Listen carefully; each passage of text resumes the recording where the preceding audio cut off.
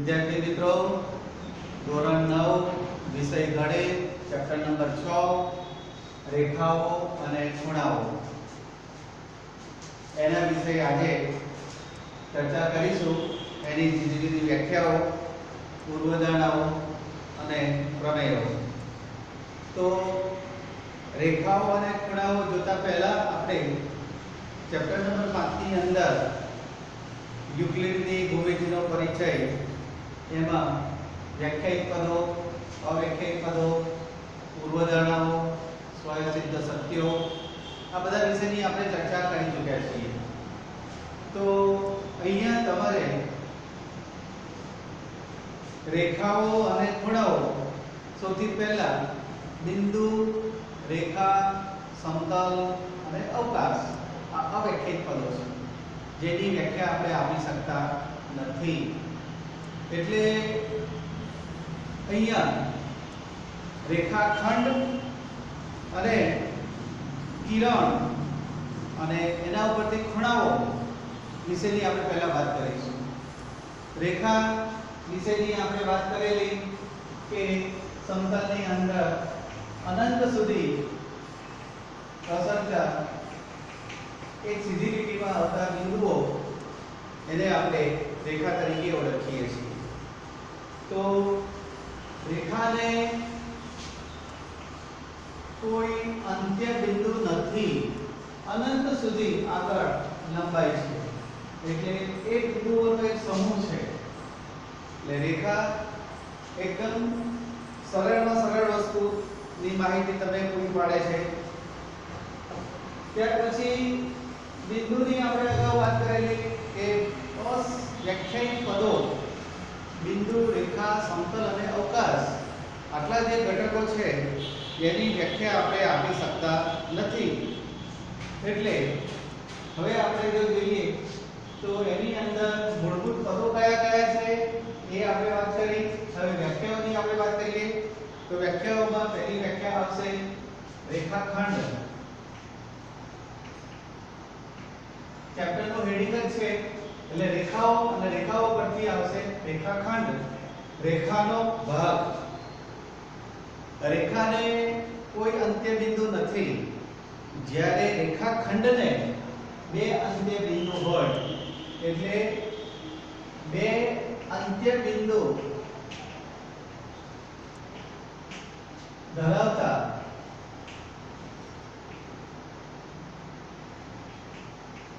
રેખાના ભાગને રેખાખંડ કહેવાય. એટલે બે અંત્ય બિંદુઓ વાળા રેખાના ભાગને આપણે રેખાખંડ કહીશું. રેખાનો એક ભાગ એટલે રેખાખંડ. એટલે રેખાને અંત્ય બિંદુ હોતા જ નથી, અનંત સુધી પ્રસરતા હોય. આપણે આ રેખા એક દોરીએ, એની અંદર AB રેખા છે, પણ આ રેખાનો એક ભાગ લઈ લો, બે અંત્ય બિંદુ ધરાવતા રેખાના ભાગને આપણે રેખાખંડ તરીકે ઓળખીશું. એટલે અહીંયા બે અંત્ય બિંદુ ધરાવતો રેખાનો ભાગ, એટલે આપણે એને શબ્દોમાં લખીએ તો આ રીતે લખાશે કે રેખાખંડ AB. જો એને સંકેતમાં લખવું હોય તો AB રેખાખંડ, પણ તમારે હવે સંકેતમાં લખવાનું નથી, શબ્દોમાં જ લખવાનું થાય કે આ રીતે જ લખાય છે, આ સંકેત છે. પણ મોટાભાગે જ્યારે જ્યારે પણ કોઈ ગણતરી આવે કે એની માહિતી જણાવવાની થાય ત્યારે તમારે રેખાખંડ AB એવું સ્પષ્ટ આપણે લખવું પડે છે. ત્યાર પછી કિરણની વાત કરીએ. કિરણ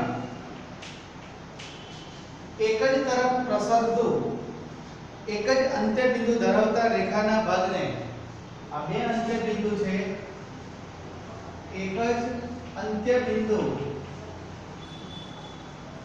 ધરાવતા રેખાના ભાગને કિરણ કહેવાય. જુઓ પહેલો કે રેખાની વ્યાખ્યા નથી આપેલી પણ રેખાખંડની વ્યાખ્યા આવી જાય તો રેખાનો એક ભાગ બે અંત્ય બિંદુ ધરાવતા રેખાના ભાગને આપણે રેખાખંડ કહીએ છીએ અને એક અંત્ય બિંદુ ધરાવતા રેખાના ભાગને આપણે કિરણ તરીકે ઓળખીએ છીએ. આ એક રેખા છે, માની લો AB રેખા છે. અહીંયા એક જ અંત્ય બિંદુ કયું છે એટલે અંત્ય બિંદુ પ્રારંભનું હોય કે અંતનું હોય અને પ્રારંભનું અંત્ય બિંદુ એ છે એટલે અહીંથી આને કટ કરી નાખો તો AB કિરણ તરીકે ઓળખાશે. AB કિરણ અથવા તો કિરણ AB એવી રીતે લખો ચાલે. એનો સંકેત છે AB અને એના માથા ઉપર તીરની નિશાની એટલે AB કિરણ એવું લખાય છે. એકલું AB લખો ના ચાલે કેમ કે AB તો રેખા પણ હોઈ શકે, એકલું AB તો કે રેખા પણ હોઈ શકે, રેખાખંડ પણ હોઈ શકે, કિરણ પણ હોઈ શકે. જ્યારે કોઈ માપ દર્શાવવાનું થાય રેખાખંડમાં, રેખાખંડનું માપ દર્શાવવાનું હોય ત્યારે ખાલી AB એવું લખાય છે. એટલે રેખાખંડનું માપ દર્શાવવા માટે ખાલી AB વપરાય. શબ્દોમાં રેખાખંડનું વર્ણન કરવાનું હોય તો શબ્દોમાં AB રેખાખંડ એવું લખાય. આ સંકેતમાં લખાતું નથી, પહેલા લખાતું હતું, હવે લખાતું નથી. આગળના ધોરણોમાં તમે AB રેખાખંડ એવો સંકેતમાં લખતા હતા તો ચાલતું હતું, પણ અહીંયા હવે શબ્દોમાં રેખાખંડ AB એવું લખવાનું. એટલે આ એક પ્રેક્ટિસ કરવાની જરૂર છે. એટલે આ રીતે તમે દર્શાવી શકો. હવે કિરણનું કોઈ માપ ના હોય એટલે અહીંયા એકલું AB લખો તો શું AB છે? A અને B બે બિંદુઓ છે કે AB રેખા છે, AB રેખાખંડ છે કે AB કિરણ છે એવું કોઈ સ્પષ્ટ થતું નથી. એટલે તમારે જો રેખાખંડ દર્શાવવો હોય તો રેખાખંડ AB એવું શબ્દોમાં લખવાનું. આ રીતે કિરણ AB આ રીતે શબ્દોમાં લખવાનું કે રેખા AB આ રીતે શબ્દોમાં લખવાનું. રેખા AB આ રીતે લખાય કે AB રેખા. હવે રેખાને દર્શાવવા માટે પાછો બીજો પણ સંકેત છે. રેખાને દર્શાવવા તો અહીંયા બંને તરફ પ્રસરતું છે એટલે AB રેખા આ રીતે લખાય. આ સંકેત છે. શબ્દોમાં લખવું હોય તો રેખા AB એ રીતે લખાય. અને અંગ્રેજી મૂળાક્ષર બીજી ABCD ના બીજી ABCD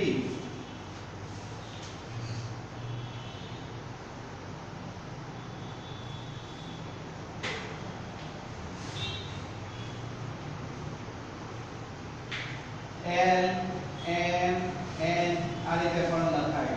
રેખા L, રેખા M, રેખા N એ રીતે દર્શાવી શકાય. એટલે લખવામાં ધ્યાન રાખજો કે અંગ્રેજી મૂળાક્ષરો સ્વરૂપે પણ રેખાને દર્શાવી શકાય. કિરણને દર્શાવવું હોય તો કિરણ AB એ રીતે લખાશે. આ સંકેત છે. આ સંકેતનો ઉપયોગની જગ્યા પર શબ્દોમાં કિરણ AB કે AB કિરણ એ રીતે લખી શકાશે. રેખાખંડને દર્શાવવાનું હોય ત્યારે રેખાખંડ AB એવું શબ્દોમાં લખવાનું છે. આવો સંકેત કરવાનો નથી. એટલે જ્યારે AB રેખાખંડનું માપ 5 હોય તો આ રીતે લખાશે AB બરાબર 5. એ વખતે આવો સંકેત નહીં કરવાનો પાછો. AB રેખાખંડ 5 એવું નહીં. એટલે લખવાની અંદર ખાસ ધ્યાન રાખજો. લખતી વખતે ભૂલ ના થાય એ બાબતનું બરાબર મગજમાં ક્લિયર કરજો. હવે આપણે રેખા ઉપરથી રેખા પરના બિંદુઓ વિશેની આપણે વાત કરીએ તો રેખા પરના બિંદુઓ એની અંદર સમરેખ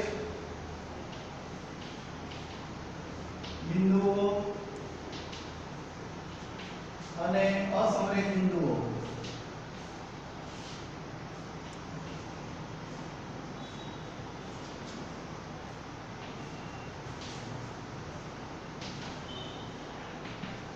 હવે સમરેખ બિંદુઓ અને અસમરેખ બિંદુઓ કોને કહેવાય શબ્દનો અર્થ છૂટો પાડો તો પણ તમને ખબર પડી જાય સમરેખ એટલે સમ એટલે એક જ અને રેખ એટલે રેખા એક જ રેખા પર આવેલા બિંદુઓને આપણે સમરેખ બિંદુઓ કહીશું અને અસમરેખ બિંદુઓ એક જ રેખા પર આવેલા ન હોય તેવા બિંદુઓને આપણે અસમરેખ બિંદુઓ તરીકે ઓળખીએ છીએ પણ અહીંયા શબ્દમાં સમરેખ એક બિંદુ હોય તો એ સમરેખ છે કે અસમરેખ એવું કોઈ સ્પષ્ટ થતું નથી બે બિંદુ હોય તો પણ એ સમરેખ છે કે અસમરેખ એ સ્પષ્ટ થતું નથી ત્રણ કે ત્રણથી વધારે ત્રણ કે તેથી વધુ બિંદુઓ એક જ રેખા પર આવેલા હોય તેવા બિંદુઓને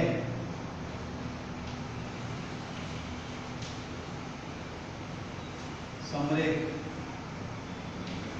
બિંદુઓ કહેવાશે એટલે ત્રણ કે ત્રણથી વધારે બિંદુઓ એક જ રેખા પર આવેલા હોય તો તેવા બિંદુઓને આપણે સમરેખ બિંદુઓ કહીશું અને અસમરેખ બિંદુઓ ત્રણ કે તેથી વધુ બિંદુઓ એક જ રેખા પર આવેલા ન હોય તો તેવા બિંદુઓને આપણે અસમરેખ બિંદુઓ તરીકે ઓળખાશે અથવા તો તમારે અસમરેખની વ્યાખ્યા લખવી હોય તો જે સમરેખ બિંદુઓ ન હોય તેવા બિંદુઓને અસમરેખ બિંદુઓ કહેવાય છે એવું લખતો પણ વાંધો નથી એટલે સમરેખમાં એક બિંદુ એક રેખા પર આવેલો હોય તો આ એક બિંદુને સમરેખા કહેવાય બે બિંદુ હોય તો એને સમરેખ કે અસમરેખ એવું કહેવાય નહીં કે બે બિંદુ હોય તો સમરેખ જ થાય એટલે અહીંથી આમ રેખા દોરો આ બાજુથી આ બે બિંદુ હોય તો આમ રેખા દોરો એટલે રેખા દોરવા માટે ઓછામાં ઓછા બે બિંદુની જરૂર પડે એટલે અહીંયા જ્યારે અસમરેખ બિંદુઓની વ્યાખ્યા આપવાની થાય ત્યારે ત્રણ કે તેથી વધુ બિંદુઓ એક જ રેખા પર આવેલા હોય તો તેવા બિંદુઓને આપણે સમરેખ બિંદુઓ કહીશું એટલે અહીંયા આ એક રેખા છે રેખા ઉપર A બિંદુ B બિંદુ C બિંદુ આવેલા હોય તો આ ત્રણ બિંદુઓ સમરેખ છે પણ અહીંયા A બિંદુ અહીંયા B બિંદુ C બિંદુ આ જગ્યા પર D બિંદુ આ જગ્યા પર તો આ A B C અને D અસમરેખ બિંદુઓ છે એમ કહેવાશે એટલે સમરેખ અને અસમરેખ બિંદુઓની વ્યાખ્યા બરાબર સ્પષ્ટ કરજો પરીક્ષાની અંદર 2 માર્કની વ્યાખ્યા આવી પૂછાય છે એટલે વ્યાખ્યા પૂર્વધારણા એ ખાસ તૈયાર કરવાની આ ચેપ્ટરની અંદર પછી પૂર્વધારણાઓ પણ આવશે એ પૂર્વધારણાઓ પણ આપણે તૈયાર કરવાની છે એટલે સમરેખ અને અસમરેખ બિંદુઓની વ્યાખ્યા બરાબર સ્પષ્ટ થઈ કિરણની વ્યાખ્યા રેખાખંડની વ્યાખ્યા આપણે લીધી હવે આપણે આગળ જોઈએ ખૂણો તો ખૂણો કોને કહેવાય કેમ કે આપણે અહીંયા ખૂણા વિશેનો પણ અભ્યાસ કરવાનો છે તો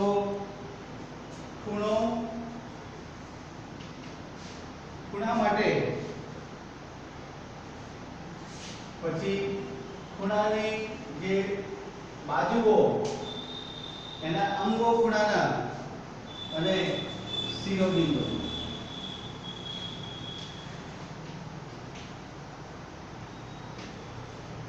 તો ખૂણા માટે એની વ્યાખ્યા કે સામાન્ય અંત્ય બિંદુ વાળા બે કિરણો ને આપણે ખૂણા તરીકે ઓળખીશું સામાન્ય અંત્ય બિંદુ જો સામાન્ય અંત્ય બિંદુ વાળા બે કિરણોનો ઉદ્ભવ થાય તો ખૂણો બને છે બે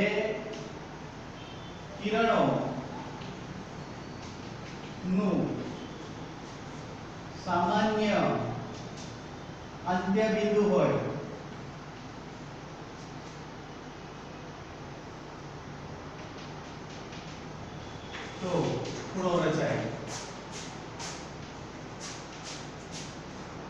બે કિરણો ને એ બે કિરણો કેવા હોય પાછો અહીંયા ખાસ યાદ રાખજો બે ભિન્ન કિરણો એટલે ભિન્નનો અર્થ શું થાય જુદા જુદા એટલે દાખલા તરીકે આ એક ઉદ્ભવ બિંદુ છે એ ઉદ્ભવ બિંદુમાંથી એક કિરણ અહીંયા નીકળ્યું A B અને બીજું કિરણ આ રીતે નીકળે છે C તો આ એક ખૂણાની રચના થઈ એમ કહેવાશે તો ખૂણા બે ભિન્ન કિરણોનું સામાન્ય અંત્ય બિંદુ એક જ ઉદ્ભવ બિંદુમાંથી બે કિરણો નીકળતા હોય તો એવા બે કિરણોને આપણે ખૂણા તરીકે ઓળખીએ છીએ તો ખૂણાની અંદર આપણે ખૂણાને સંકેતમાં આ રીતે લખાશે ખૂણો BAC અથવા ખૂણો CAB અથવા ખૂણો A આ રીતે લખી શકાય પણ જ્યારે તમારે સ્પષ્ટ ખૂણો લખવા હોય તો શબ્દોમાં લખવાનું કે ખૂણો BAC એટલે જે જ્યારે ખૂણો પડે તે વચ્ચે આવે આ બાજુથી પણ લખી શકાય આ બાજુથી પણ લખી શકાય અને એકલો ખૂણો A એટલે શબ્દોને તમારે દર્શાવવા હોય તો આ રીતે ખૂણાને તમે દર્શાવી શકો તો ખૂણાની બાજુઓ શું છે તો જે બે કિરણો સામાન્ય અંત્ય બિંદુ ધરાવતા હોય તે ખૂણો રચાય છે તો આ બે કિરણોને ખૂણાની બાજુઓ કહેવાશે કે કિરણ AB અને કિરણ AC ને ખૂણાની બાજુઓ કહેવાશે ખૂણાની બાજુઓ કહેવાય અથવા બાજુઓ ના લખો ભુજ લખો તો પણ ચાલે ખૂણાઓના ભુજ એ રીતે દર્શાવી શકાય હવે ભુજ શબ્દની અંદર લખતી વખતે ખાસ ધ્યાન રાખજો આ રીતે ભુજ રાખ્યું હશે તો આપણું ગુજરાતનું કચ્છ ભુજ થઈ જશે એટલે ભુજ એટલે બાજુ ભુજા ભુજા એટલે હાથ આપણે એ અત્યારે બે હાથ છે એ બે હાથો એક ખૂણો જ પડે છે એટલે ખૂણાની અંદર આ વચ્ચે જે ભાગ છે એ ઉદ્ભવ બિંદુ છે એટલે એ રીતે ખૂણાને આપણે દર્શાવી શકીએ અહીંયાથી આ કોણી મળે તો કોણી એક ઉદ્ભવ બિંદુ છે તેથી આમ આપણે વાળીએ તો આ એક કિરણ અને એક આ બાજુનું કિરણ એ પણ એક ખૂણા તરીકે ઓળખી શકાય એટલે એક જ ઉદ્ભવ બિંદુ એને શિરોબિંદુ કહેવાશે અહીંયા બિંદુ A ને આપણે શિરોબિંદુ અથવા ઉદ્ભવ બિંદુ